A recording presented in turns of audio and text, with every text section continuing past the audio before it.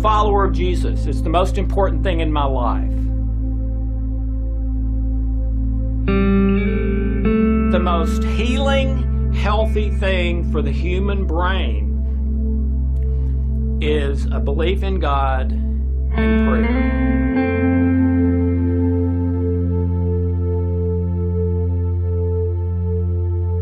Hi, I'm Dr. Alex Loyd, and welcome to the Spiritual Laws of Nature.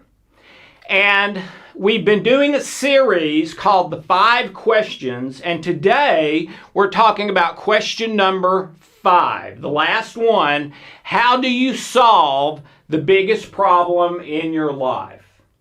Well, if I were sitting where you're sitting, I think the first thing I would think if I heard that was, well, how the heck does he know what my biggest problem is? He doesn't even know me.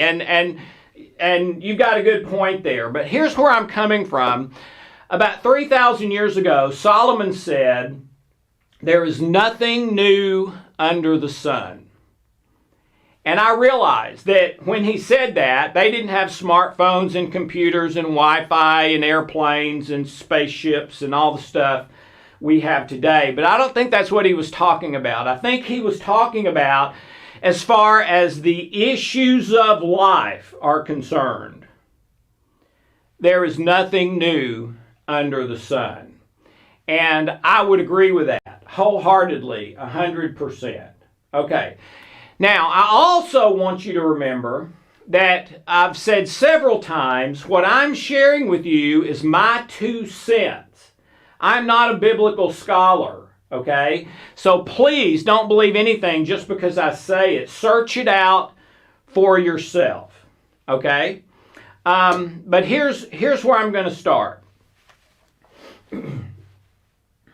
We've talked a number of times already about how you are made by God to work.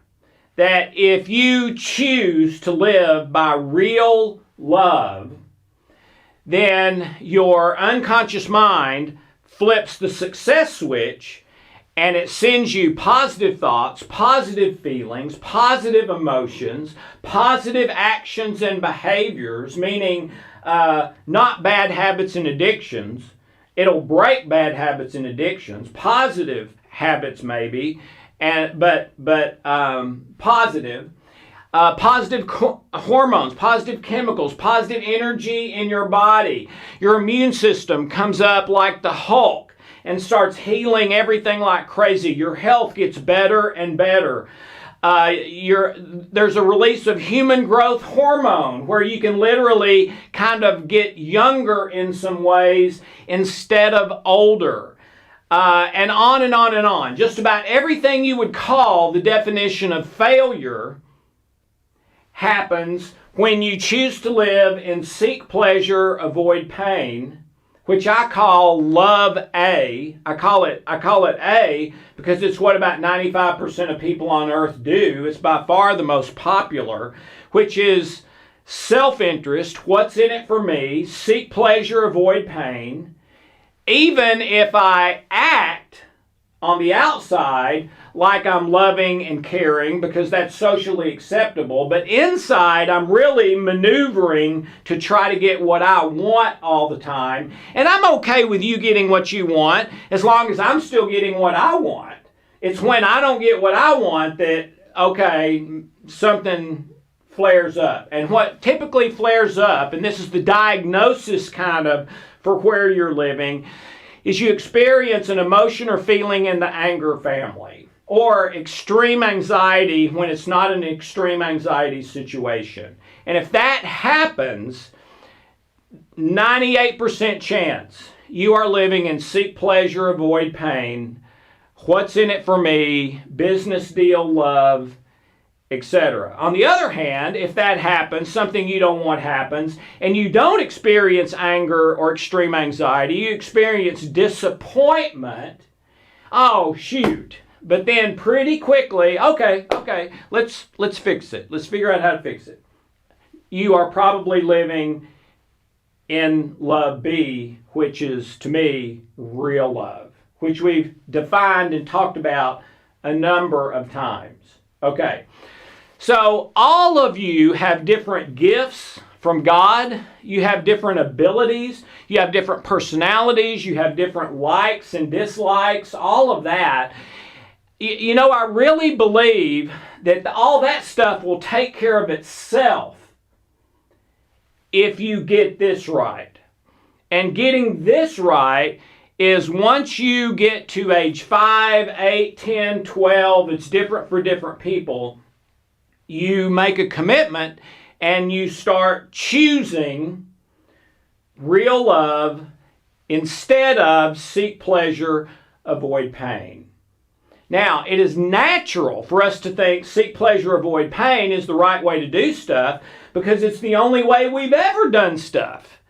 By the time we get to age 5, 6, 8, 10, okay? It's the only way we've ever done stuff. It's the way everything in nature works, action, reaction, okay? So that's normal. That's natural. But you have to understand, and we've talked about this too, when you're 4, 6, 8, 10, your brain is protected from the stress of that. See, when you have a physical or external expectation or trying to accomplish something by willpower alone that's not 100% under your control, it causes stress. Your brain flips the stress switch when that happens.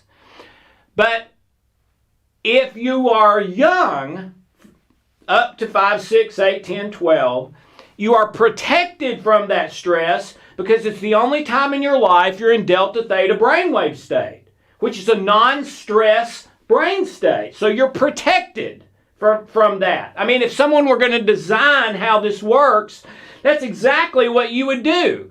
Those first years, they've got to learn not to put their hand on the hot eye. They've got to learn that ice cream tastes good. You know, and so you're putting stuff in your mouth and touching everything. Well, that's major stress when you hit the hot eye or the thing that tastes bad or you fall and hurt your knee or something. So we have a built-in protection of being in delta theta brainwave state.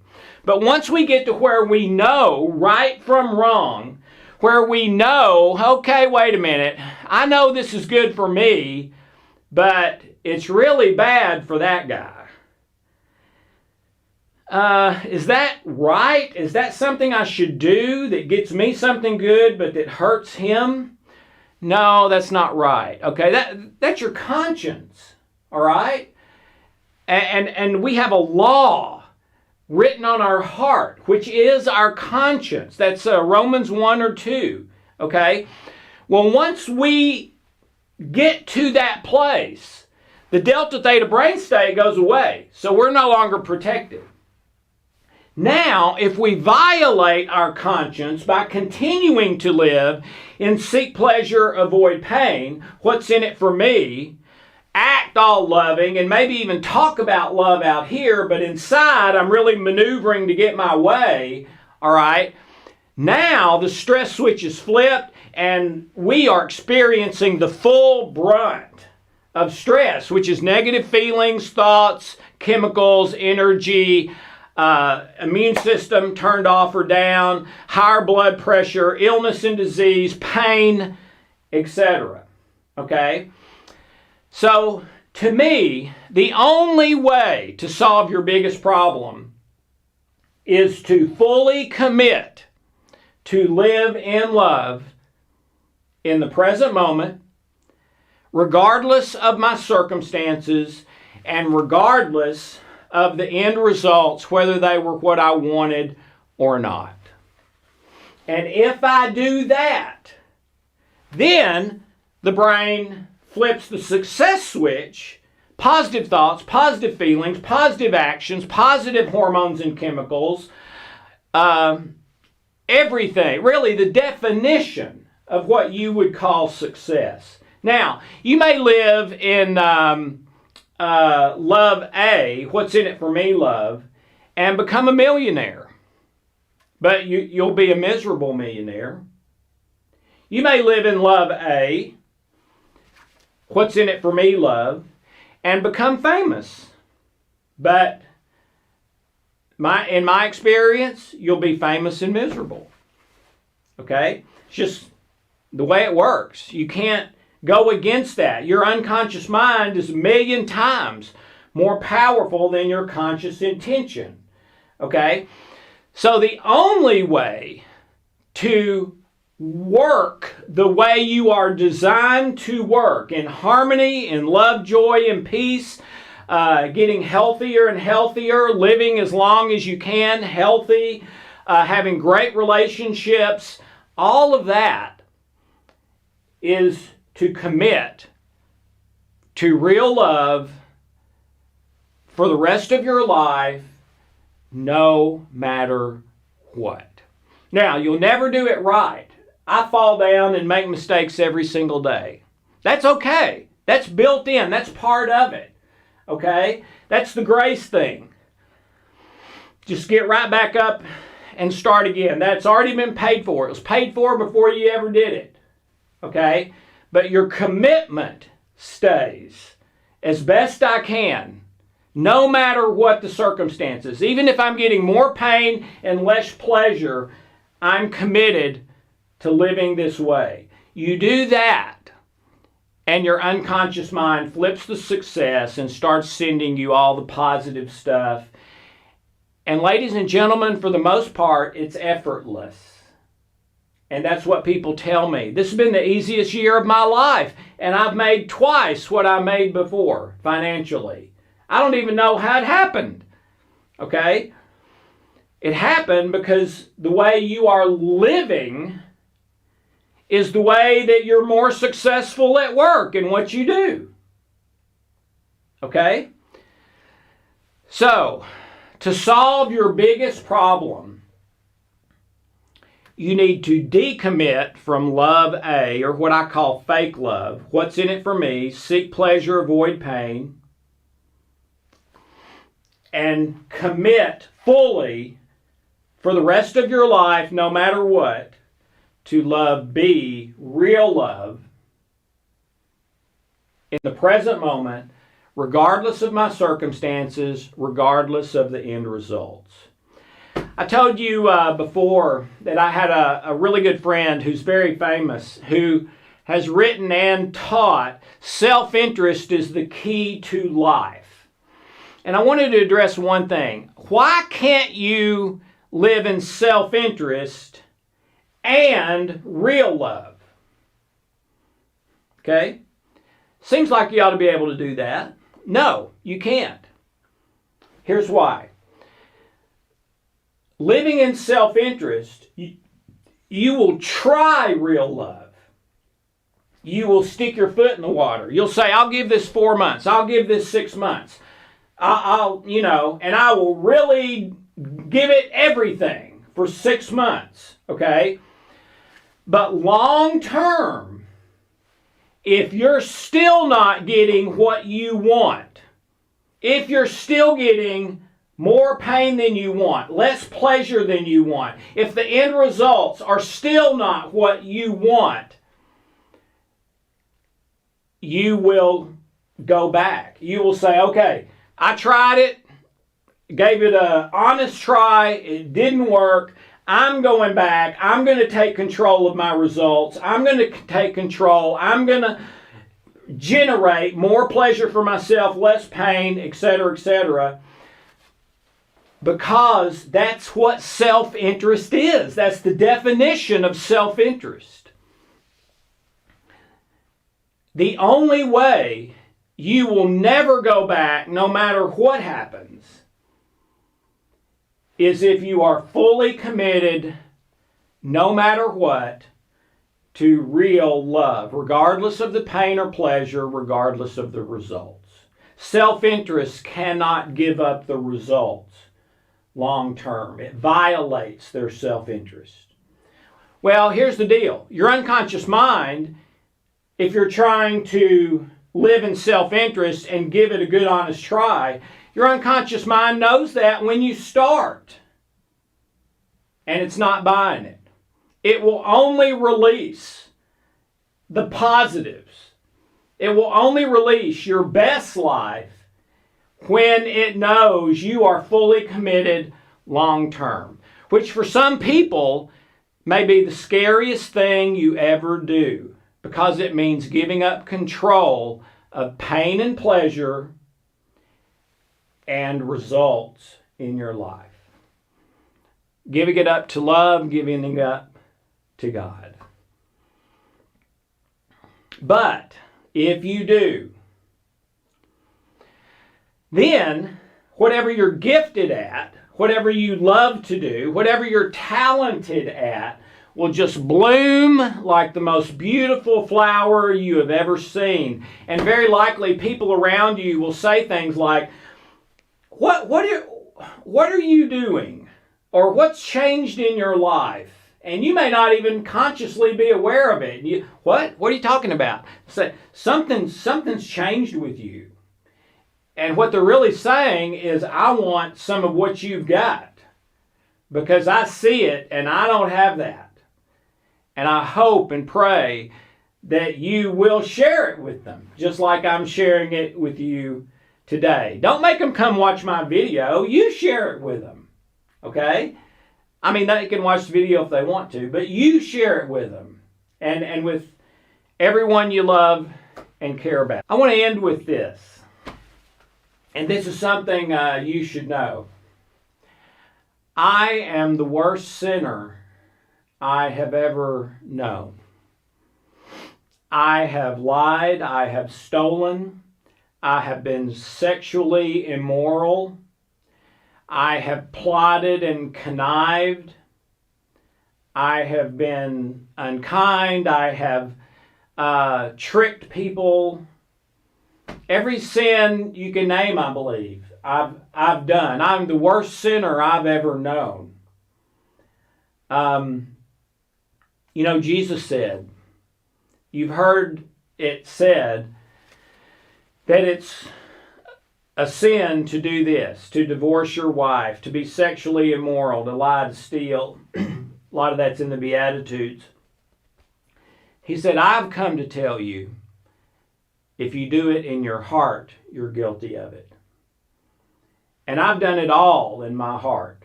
And still do struggle with some of those things. So I'm the worst sinner I've ever known. If you're thinking you are, sorry, I've already got that position. What I want to know someday is not how this works and how to solve my biggest problem. I think I've already gotten that. What I want to know someday is, why does God love me so much? When I'm the biggest screw up I've ever seen. I'm the worst sinner I've ever known. I wouldn't if I was him. Why does he love me so much? Why does he put this wonderful system in place where if I choose love, I will almost automatically get my best possible life? My worst problems will go away, and the other problems start going away too. Why did he go through the most painful thing that he and Jesus could ever go through in order to buy me, Alex, grace and justice and truth and love? Because I got to tell you, today, my life is beyond anything I ever imagined. I believe I'm experiencing the fullness of God in every area of my life. And I can guarantee you it's not because I do it right or because I'm so gifted or talented, because I'm not. And if that can happen for me, it can happen for you.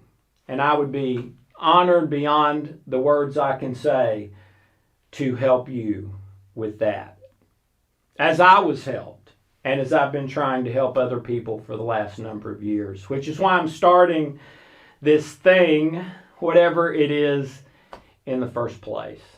So that is, in my opinion, how to solve the biggest problem of your life. And next, we're going to start mostly on some individual spiritual laws of nature, not like this one, which was a series of 5. So Hope to see you next time. And remember, usually 6 to 12 of these spiritual laws will form a complete whole for any given person. But there'll be a different 6 to 12 than another person. So just sort of have your radar up. I think this is one for me. Or no, this one, I don't think that's one. That's fine. Just wait for the next one that is. Have a wonderful, blessed day.